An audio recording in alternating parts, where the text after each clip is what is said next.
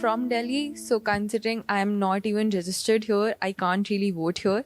But the reason I didn't go back and vote is because I am also very confused about who I can vote for in this election. It's like being stuck between a wall and a hard place. We all recently have heard about the anti-Islam remarks from our prime minister, very openly, very much explicitly. And on the other side, we have the majority opposition party is Congress, and I have heard from my parents about how they were not happy with Congress's regime. There were a lot of scams. The economy was dying, and how the economy has rejuvenated under BJP. So there's always this stuck between whether we want the economy to flourish or whether we want their communal harmony. So to echo the same sentiment, I'm from Kerala, and a lot of us who are in university right now have an issue with voting just because of the fact that our registered place of domicile is not this. And in the middle of our academic year, it might be difficult to go back home and vote. So that is something that is a reason why a lot of people who are in universities outside home do struggle to vote. And in terms of where sentiments lie, I think in terms of doing law, you learn a lot about accountability and transparency and regulatory agencies. So there is also a lot of disgruntlement generally about the nature of elections itself. How independent is the electoral board, is the electoral commission, how much checks and balances are actually being kept. Now, the thing she mentioned about the inflammatory comments made by one of the incumbent candidate is also a very disputed issue now, just because of people are actively thinking about what the electoral commission should do. So in that sense, I think a lot of law students do tend to come in with some more information, because that's something we do in our education. That's something we learn actively. We know the constitutional status of these bodies. And a lot of our critiques of the government tend to come from this intellectual space, which also necessarily means that I don't think many of us are connected to the grassroots happenings as well. Especially in Karnataka, I think if you asked a lot of our students, we're fairly clueless about what happens unless we are from Karnataka itself. So that's a big thing. And I have a couple of friends who are journalists who are broadcasting what's happening in Kerala. And they do tell me that a lot of their own understandings of voter behavior happens from speaking to people in certain constituencies. So different parties tend to have different pull in different constituencies. And some of the very promising leaders, young leaders, actually happen to come from parties you don't expect to win the election. So that is why most people, though one might assume that you think about the election in the national context, it actually happens in a lot of constituency-based spaces, which I don't think many of us do have an awareness of, unless like we have incentive to do the same. That's one thing I've noticed. And the second thing is also that she was also speaking about opposition parties. Now, one issue in India is that the fairness of elections itself is a disputed thing, at the very least. And the ruling party does come with a significant advantage coming into the elections. And one thing you often notice is the opposition parties are not as strung together competitively as you see opposition parties elsewhere. Here, I think the most recent thing I can think of is in Kerala, there was some tension between the Communist Party as well as the Congress Party. And Kerala is probably one of the places where the ruling party does not have much of a voter base. But even though you see the opposition parties are not necessarily in sync, so lack of a strong opposition might cost us this election. But I do think that the election won't be as clear-cut as last time, where you have a sweeping win by the majority party. I've grown up in Karnataka. I've been a citizen of this state all my life. And on that note, I'd like to build upon what Bharat said about us lacking grassroots understanding. So in Karnataka particularly, I think this is a factor that will weigh against the incumbent. We saw it in the state election where very clearly, because they did not have a strong local candidate, they could not counter the weight of Siddaramaiah. They could not counter his political largesse by pitting a character like Bommai, who wasn't as known, who didn't have the same base, the Lingayat community base, as, say, the erstwhile Yediyurappa. We saw that, the BJP's constant emphasis on their national image may not play that well, especially in a southern state, which has a strong identity of its own, which has politics of its own. So on that note, I feel like in this general election, while it is a general election and we are voting for the nation as a whole, the lack of local leaders and local impetus will play a role against the incumbent. However, as highlighted by my seniors over here, there's not a very strong opposition as well.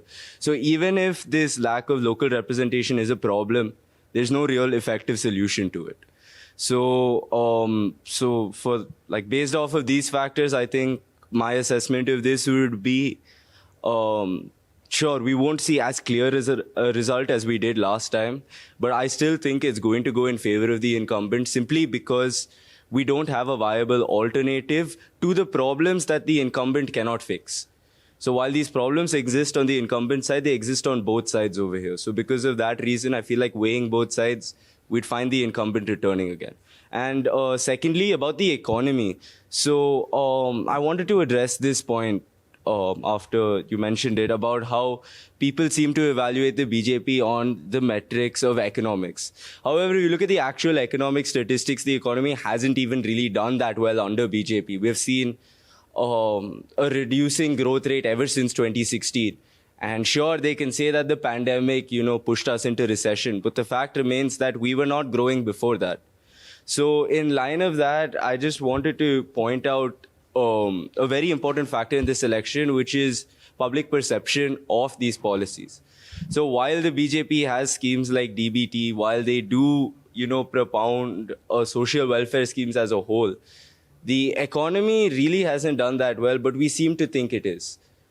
And because of things like these, considering the elections have already been done in Karnataka, I don't think that the fact that the economy hasn't flourished got across through a large part of the voter base, which I think is another factor that's going to play in favor of the incumbent in this situation. Picking up from the same issue of a lack of opposition, unfortunately, I come from West Bengal, where we also don't have a strong opposition. And for the past, I think 3-4 general elections or so, we have never had a strong opposition. And I think the same thing is being echoed in the central government as well, which is a very concerning issue because a strong opposition is very important to a democracy. And unfortunately, if we look at how the opposition has prepared for this election, I don't think they have done enough. They have tried to put together an alliance, but that has failed to a lot of extent. Especially in West Bengal, their TMC said that we are not going to leave any seats for the India alliance, and that alliance has failed in West Bengal to a lot of extent. And in India as well, overall in the country as well, I don't think the opposition is that strong enough. She brought in the issue of the anti-Muslim remarks from the incumbent party. But has the opposition done enough to get it to the local units? Has the opposition done enough to reach the local levels? I think there is a lack of opposition, and that needs to be solved as soon as possible. And I don't see a strong opposition coming in, either in the state or in the central legislature, anytime soon now. I'm from Rajasthan, and there I believe I could not go and I'm a registered voter there, but I could not go and vote there. But there I believe a big factor plays is like about the central government and the Modi government. So that factors plays a lot of role there. People are not really very concerned about who their local representatives are. And as far as I have talked to people there, so they are not really very concerned about that. And there's a lot of hype about, in my place I know, there's a lot of hype about, okay, the central government is doing really good, economy is doing really good, and we are taking leads in the international arena and all those things. I have talked to my elders, they talk about these all the day and say we are seeing in these all things in news. And so I believe a big factor which has played a role in previous elections, also in this election also, is about media hype, how the media portrays the government, and to a large extent and regretfully that media is towing the line of the government. Like, I feel really sad about looking at the media channels, especially news media, like electronic media is doing that. In social media also, we see a lot of hype about the recent, like the way the things are portrayed, the way the government does the thing, like about Ram Mandir issue, about other other issues also. Like Ram Mandir is the recent because I remember it. The way it is portrayed in the media, oh, it's such a great thing done by the government. But really it is not. Like, really, some other issues should be focused. What about the employment rate? And I could not find those figures anywhere, neither in the electronic media, neither in the social media. They are highlighted much. And so that's a problem, and media does play a role, will play a big role here.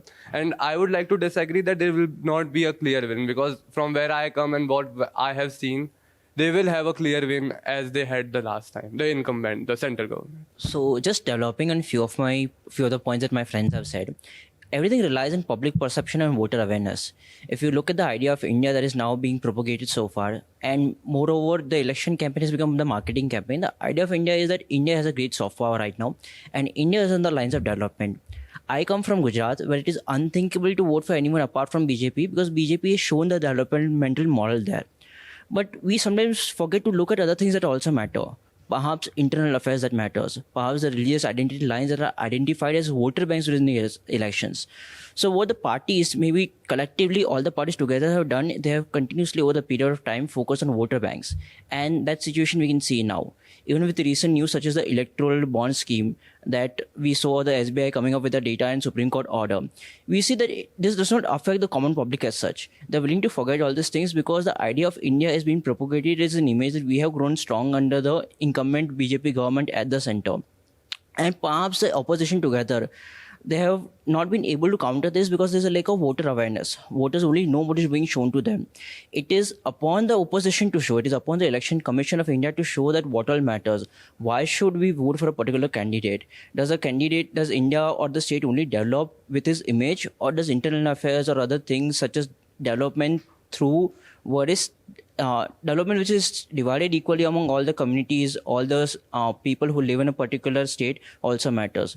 So I feel that together as a nation we have failed because we have not been able to convince the voters of what matters, and we let the political parties do the marketing campaigns for that. I think election is a great point to enter this question, at least because I disagree with that in the sense that we as a nation would perhaps fail by not necessarily knowing much about the policies. Because one thing we commonly come across in all democracies is the free rider problem, wherein voters might not have the incentive or the drive or the wherewithal to understand a lot of things for themselves. Because that is why rhetoric can also catch on very fast with voters.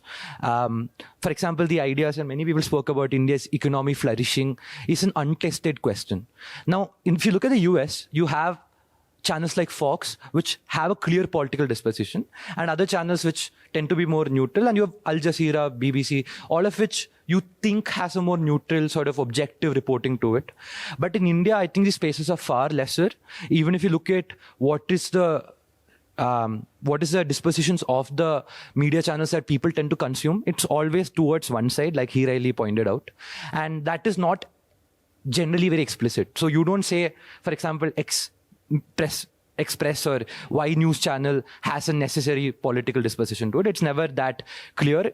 It is purported neutral reporting, which does not really do justice to objective reporting or data facts. And in that sense, I think India is also lucky enough to have this new movement of independent small house reporting coming up. You have a lot, I think we did cover this a lot in class as well as other spaces where fake news testing agencies have started coming up. Many more other such spaces have started coming up, which I think is good.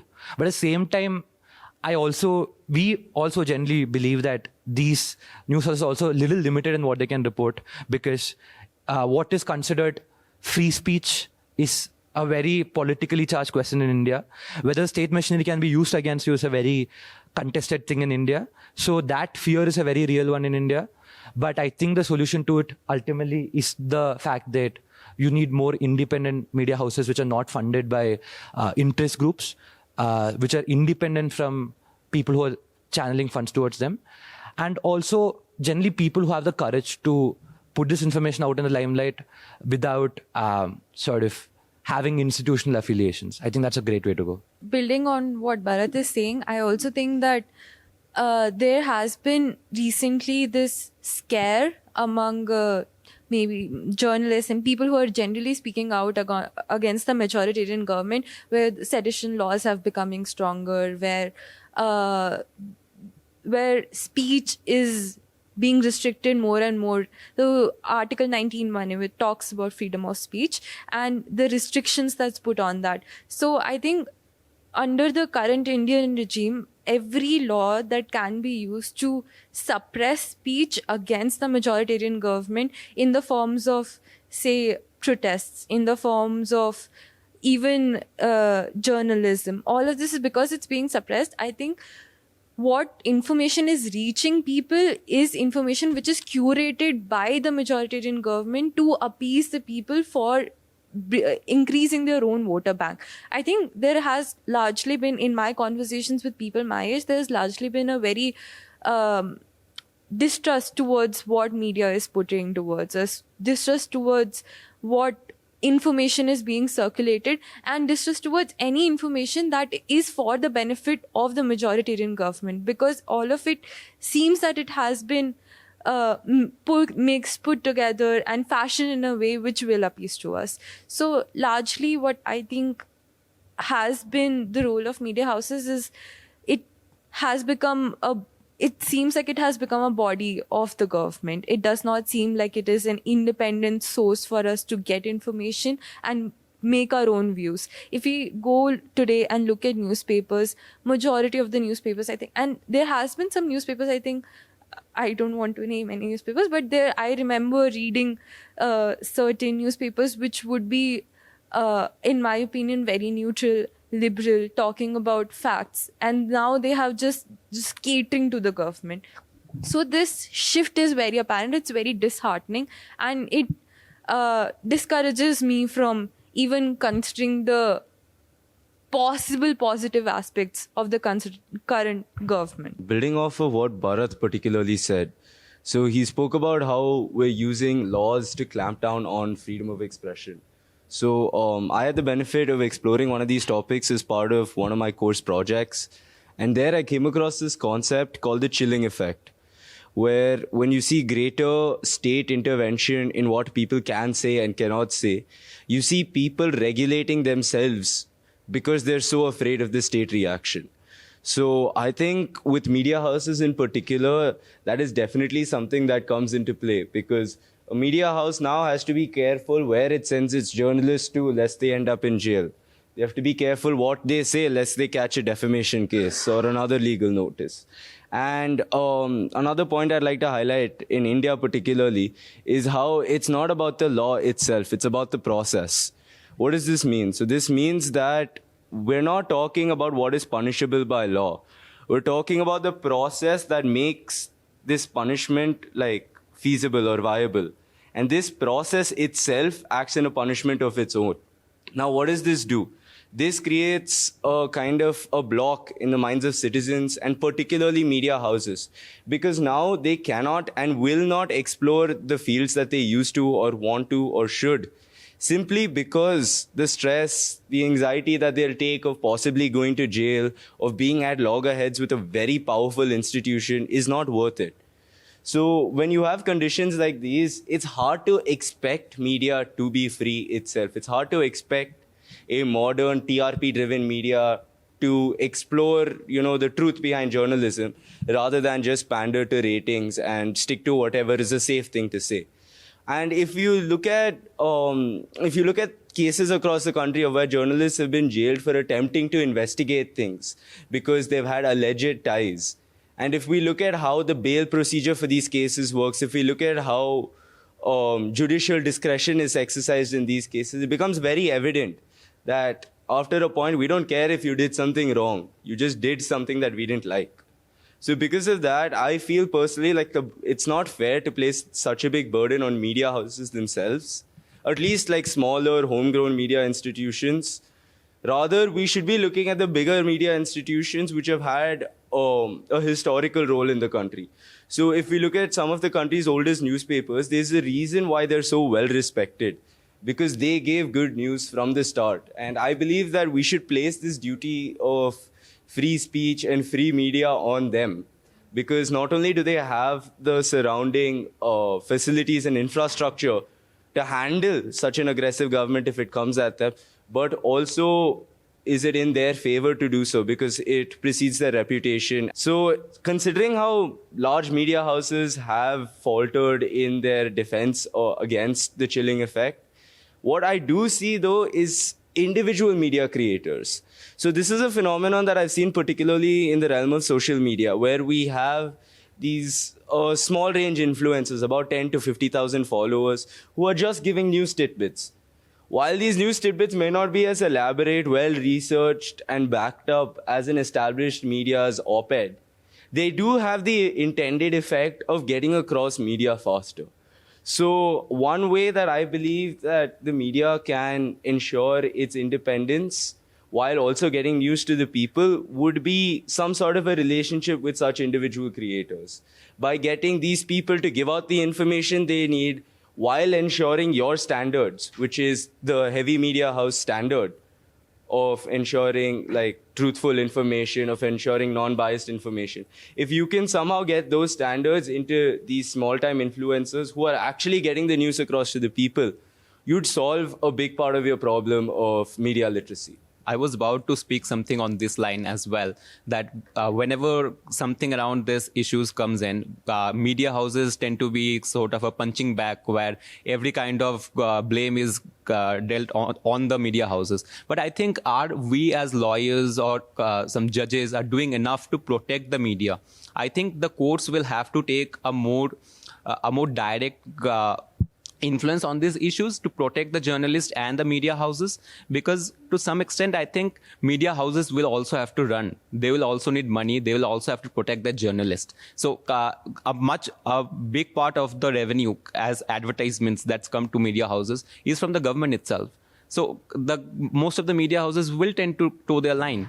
So I think and linking it back to what CBI and ED is doing, whenever some journalist or anyone would be going to investigate, they are facing burdens. So I think there has to be more independent bodies who would investigate. Maybe the courts can come in with making special investigating bodies or sits for specific issues, rather than putting all the investigations into the hands of CBI or ED, or the fact that ED is going to houses. So there are laws like PMLA, which can be thrown at anyone and everyone.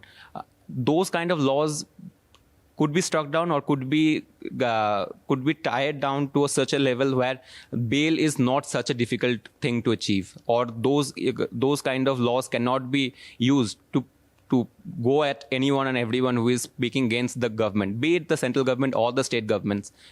Those kind of laws has to be tied down to a certain level. One of the things that I have seen through cases and through investigations is foreign investment is also curbed in this sector, media industry. The idea that is trying to be propagated is through foreign influence. Our media channels are trying to be influenced to a sort of thing which are anti-India. And this is anti-India perspective which comes in, which allows courts to actually go ahead and curb the freedom of these media houses and their respective promoters. So in such cases, I think there needs to be an intelligible differentiate that needs to be created upon to whom is this act supposed to apply. If you take a look at PMLA Act or any other such act which curbs the rights to a greater extent, you actually want to curb terrorist activities. You want to curb activities which try to harm the security of the nation. I'm not sure how media houses can harm the security of the nation apart from giving misinformation. If they want to curb misinformation, there needs to be some law which actually targets this misinformation and not at the freedom and the liberty of the media houses per se. So as laws, what we can do is we can ensure that whenever such laws comes up, they're not applied to the entire media houses, or they're not applied to random individuals to which it does not even make another effect. Because PML is supposed to be done towards money launderers, towards terrorist activities and all such things. So yeah, I wanted to highlight the role of ED and the way investigative agencies are being used as an arm of state or arm of one party to curb or to restrict other parties from putting a strong opposition. So we earlier talked about there's no strong opposition or how opposition is not doing that well. So one of the reasons is the way ruling party is using its agencies to put opposition parties behind the bars or restrict their activities. And the recent example is of Delhi. Like I really felt sad how the Delhi thing played out in a way that the chief minister or himself put inside the bar. I'm not saying that it was right or wrong or whether he has done anything, not done anything, but how the opposition parties are specifically targeted, and this puts a chilling effect because it creates a fear in general public, in leaders who are a bit politically motivated, that it puts a fear that if you speak something against the party, what will happen to you? They can put a chief minister inside, then I am just a common citizen if I say something. And using those laws, which these are very broad laws, and how they are used is in hands of the state. And they are used very selectively towards certain people. So that's a problem. Secondly, someone talked about the social media influencers or small influencers can be way to counter the large media houses' propaganda. But that's also really, really problematic because social media propaganda can be from both the sides. And recently laws have been coming, like 2021 guidelines have come, which says that, okay, these social media have to regulate themselves, self-regulation, then there's regulation by the government also. And those regulatory powers are really broad.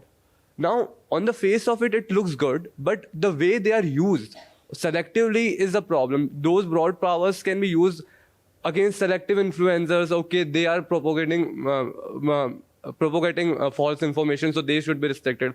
So only one side of influence are restricted and other sides are allowed to flourish. So laws are problem, the way state agencies are used are problem, and the way it creates a chilling effect in general public has been a problem in recent 4 or 5 years mostly. I agree with Arth, the point he made that the freedom of speech of media houses should not be curbed. The way laws are applied should be in a way that media houses have the freedom of speech to bring out the certain critical information. Like if it is said the fourth pillar of democracy, they play a crucial role.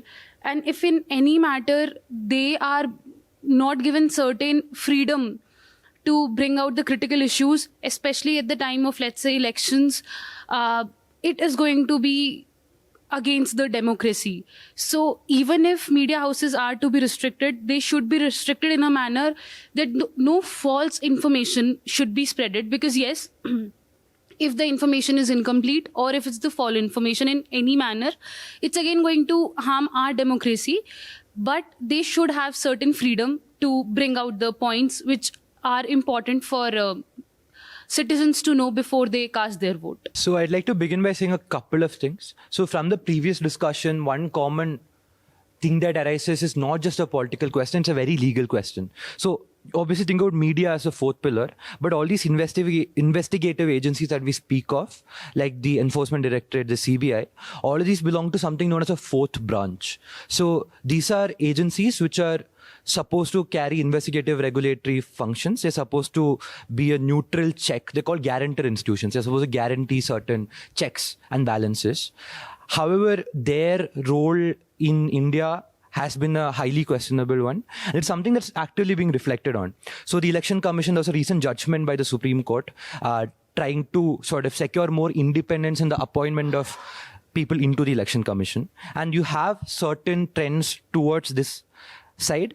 But securing their independence would be a big thing, because ultimately, if you all agree that you can't put too much response to the media, which is more open to capture, and you don't have strong bodies to keep the government in check, there's only so much the judiciary can do when there is separation of powers. So you need these agencies which are very empowered, which are actively independent, to give a sense of security to citizens at large, to know, for example, what happened with Arvind Kejriwal is a good example of this. So that is something that's very essential for the confidence of a democracy. And of course, there is, in India, I think there are certain things that work well in favor of a democracy. In many ways, you're a good democracy. But I think these are things that can actively reinforce public confidence in the idea of a democracy, which I think is something that our generation has been struggling with a bit. The second thing I would like to say is also that there is some necessity of optimism in the narrative that we put forward too, because I think a lot of public discourse tends to be a pessimistic one, which is very disillusioned with politics, which is very disillusioned with the idea of elections in general. And I think that my generation at least is very prone to this, because I know there are 3-6 of us, but I think if you spoke to many more people in campus, many more institutions, generally some of these top institutions tend to be very divorced from this. And I think elections tend to be a reality for people who are not us, though we tend to have opinions on this. So I think there is a lot of necessary reason for us to also shift towards a space where many of us are having more of these conversations very actively, very responsibly, and trying to test our own information and actually take a stake in what elections mean to us, because voter turnout is something that we need to really think about. Even the student body elections that we have in college, we have 50% turnout. So if you think about national elections, that's something that more people tend to need to start thinking more beyond themselves and think of something. This is something that, okay, our vote does matter. And why does our vote matter? Because the kind of conversations we generate, the kind of awareness we inculcate in ourselves can carry forward is a sentiment I think that needs to be a lot more active in our generation. And I think before we sort of blame the system, I think that's an onus we need to take upon ourselves as well. That's my 2 cents. Building on to what he's saying, like it's an onus that we have to take on ourselves. I think sometimes it's an overwhelming onus to take on ourselves considering the current scenario that exists. And my opinions are a lot more bleak, are a lot more negative, because one question that I keep struggling with is that if in the last decade, if the shift has been towards majoritarianism, towards authoritarianism and cutting down dissent, then what would it look like in another 5 years? What would it look like in another 10 years? Because it's going to become worse. Like a party that wants to stay in power will do anything that they can to continue staying in power. And that would mean cutting down on opposition. So when I think about what my future would look like, what would India's future look like, I feel scared. I think about whether there would be a future where I talk to my parents. I tell them that I think we have a optimistic future. I don't think you should support the majoritarian government because I won't support the majoritarian government because I think there's a better future. But is that actually true? Will there be enough space for an opposition to come? Will there be enough people who want to listen? Will there be enough, considering our divide has gotten so large, will there be enough people who will be receptive to a government which actually will not divide us further for vote bank? Or would that just not be something that India will be receptive to? So considering I am like in this institution, we are very much divorced from what happens outside right now, at the very least. I am worried that when the time comes, if there is something better out there, would we even be willing to consider the possibility of that? Or would we just want to remain as we are right now? One thing I would like to talk about is the art of escapism. So Gautam Bhatia, who is a constitutional law scholar, has coined the term judicial escapism. So the reference is guaranteed institutions or any institution which has the responsibility of ensuring accountability, ensuring checks and balances, are escaping from the job. If you see the recent trend of events, for example, the Election Commission of India refused to comment on Prime Minister Modi's speech wherein he was referring to the Muslim community. If you see the Supreme Court of India, wherein it decided that it is the legislative domain of whether same-sex marriages should be allowed or not. You could see many cases where the Supreme Court does not decide. It takes years and years for it to go on because it involves question of politics. So it decides that politics is not within its domain. It says that it is not legal questions. But more often than not, almost all these political questions has a legal effect on people. It has an effect on people's daily lives. You see many of these institutions who refuse to take any action, saying that this is not their job, this is not the mandate. And this escapism has been actually increasing over the past decade. So I would say this escapism from these institutions who are supposed to guarantee our freedom or supposed to guarantee our rights will lead to a loss of our rights, because then you allow one particular institution, there is a legislature or perhaps the executive, to do and decide as they want, and there is no one putting a check on them, putting some accountability mechanisms on that.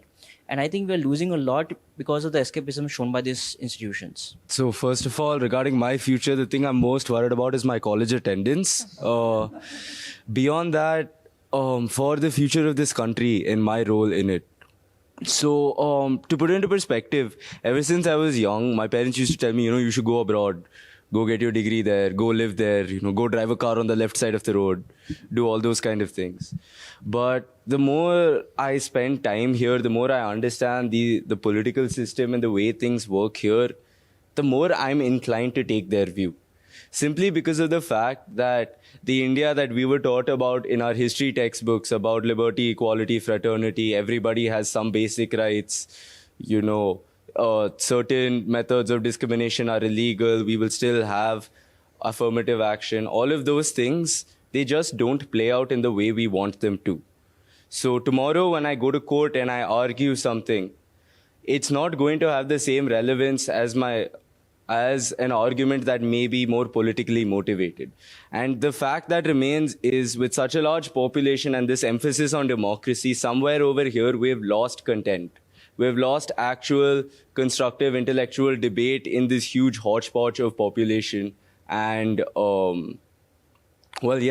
so regarding my future over here, I don't know how effective the legal system is going to be when I join it. I don't know if it's going to be one more of those in-name, nominal legal systems that just exists to protect those who have the money to be protected, while ensuring that the so-called constitutional values that we once upheld is discarded. So when I'm going into the legal field, I'm not sure anymore what veracity my arguments have, because it's no longer about my arguments. Now it's about whether the judge likes, I don't know, whether my argument fits in with a larger narrative of minority versus majority, whether my arguments have something to do with the government. And because of that, it scares me, because now I am no longer in control, or I can no longer hope to be in control of my own job. My own job might entail something like taking part in political demonstrations, which is maybe not something I want to do. Maybe I just want to be a lawyer. But that choice has been taken away, because at this point, our legal system, which is supposed to be a separate entity through things like judicial escapism, as mentioned by Art, has taken somewhat of a stance on this. And by playing a part in that, I am complicit in it. Now, I think the question that I have to answer to myself in the next 4 years is, how okay am I with being complicit in such a system? And if I'm not, what steps will I have to take to change it? As an individual, maybe not so much. As a group, as a collective, arguing for constitutional values might have some normative value. But the point remains is that I think the future of our legal system is not something that is very strong. I think that at the end of all of this, when we go out there and become lawyers, unless we're doing some sort of a cushy corporate job, we will have to take some sort of stances, and we will have to be complicit in systems that we do not agree with fundamentally. And to me, that represents a moral quandary that I have not yet been able to come to terms with. One issue that I am particularly worried about is the constant shift towards appeasement politics from all sides. So I remember during the 2021 elections in West Bengal, there was a term, we need to choose between the evil and the lesser evil.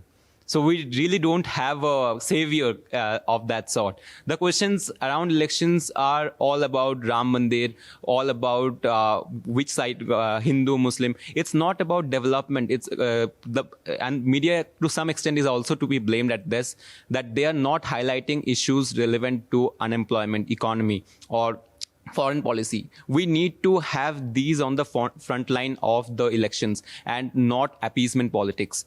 If one party is saying that we are going to give 500 rupees to your bank account, another party is saying that we are going to give 1,000 rupees to your bank account in a month.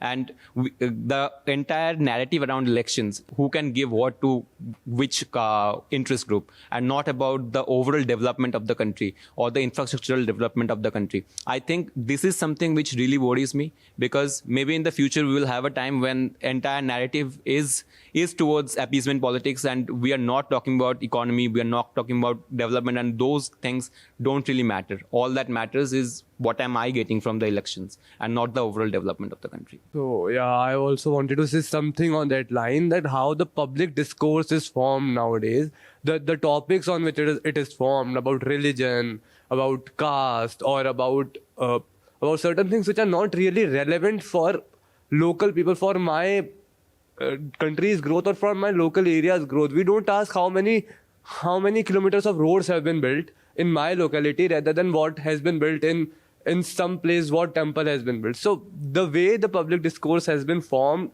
is a problem. The way the topics on which people tend to have opinion are a problematic things. That's not something on which should really matter about what religion is the ruling party supporting, rather than what form of economic policy the ruling party is supporting, how many jobs are being generated. Those are not being questioned. The things which are questioned is, okay, they are supporting this religion, we should vote for them. Not that they are creating jobs. And about my future, I wanted to go into judiciary. And the first thing I think about is, what sort of political pressure will I have on myself when I will be in that position and when I will be deciding cases.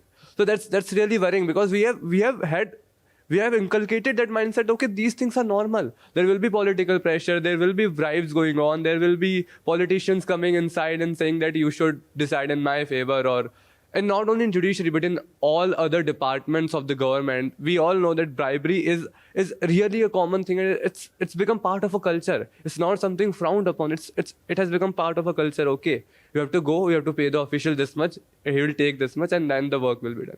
So it is really worrying how will that culture will be changed. This is something which I worry about, and how the discourse is not on how the bribery will be finished, but discourse is about how the religion will be affected by the political party. So this is something I'm really worried about. One fear that I have is in near future, I think minority will be ruling majority. And by minority, I do not mean religious minority or caste minority. By minority, I mean who are actively involved in the process of decision making. So now who really in the near future will be involved in the decision making is who the people are getting personally benefit from the government party. And this is coming from the process of voting, that we analyze the participation in the voting now, then it's very less. And in the near future, according to me, it will be more less because of no changes happening even after changing the party. So let's say, and this is the perception of the people. So let's take an example of Rajasthan, when people already know that the government party will going to change in the near 5 years. Then there is a perception of the people that anyway nothing. We are not benefiting by even changing the party. So there is no stark or radical change coming from even after having another party in the state. And because of no change is coming, people have the perception there is no purpose of voting for any party. And because of that, there is a less voting. And if it continues in the near future, then the voting and the participation in the voting will be limited to those people who are getting personally benefit from the party itself. And that's where the minority who is voting for the party is ruling over the majority who are not voting for any party. And that's where, because according to me, if there are 4 pillars of the democracy, then voting is the base who are providing for those all 4 pillars. And if voting is not happening in the way it's supposed to happen in democracy, then it's the place where we do not have democracy itself. Apart from political discussion, I do not have any worry in my future, like I will do good in my future. And it's not, personally, I do not have any worry. It's the worry that I have for my country, because let's say after 15 years or 20 years, let's say there is no democracy at all, then all of my decisions that I'm taking now, according to what the state I have in my country, then those decisions will turn out to be bad for my future. Because the way things going to be, that she also said that if right now in these 10 years, we have majoritarian government, and we know how decisions are being taken by the government. In the next 10 years, we do not know how the future will be, and this will go bad again because of having this kind of government and this kind of majoritarian rule. So we do not know how democracy will work out in the next 10 years, and that's why the decisions that I will be taking now for my future may turn out be very different if I already know what kind of government will be in next 10 years. My point was more or less same, but I differ on a point that minority will rule the majority. That's not a concern for me, but my concern is more on a broader level. Being from Gen Z, Gen Alpha, who really think it won't matter, be it because of the manifestos of all the political parties revolving around religion, or be it the perception that he was talking about, that irrespective of which party we vote for, nothing is going to change, or whatever. Like, we have observed even in the current national elections going on, the voters turnout is decreasing as we are seeing the news reports daily.